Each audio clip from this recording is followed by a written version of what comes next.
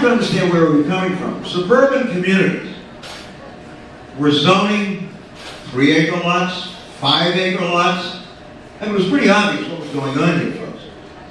We not only had difficult problems in the city of Boston, many of them are of our own making, but that's the kind of environment that we were living in.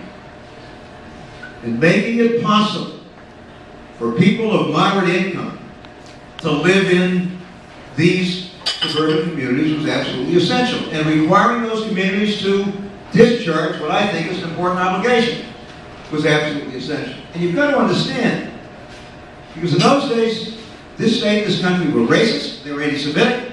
If you were a person of color, when I went into the legislature, you couldn't live on this side of the railroad tracks. Period.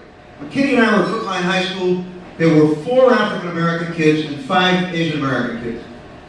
And 3 of the 4 African-American kids lived in basements because their parents were janitors. That's the only way you got into town, with the exception of Afrika Hayes, my classmate, whose father, Roland Hayes, the great classical tenor, using a straw, had managed to buy a house on Pill Hill. That was it, folks.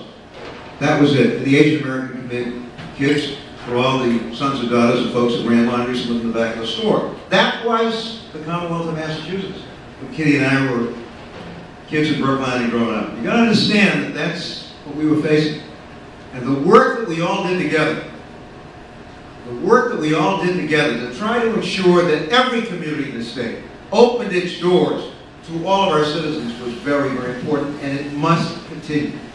And that's what this battle is all about.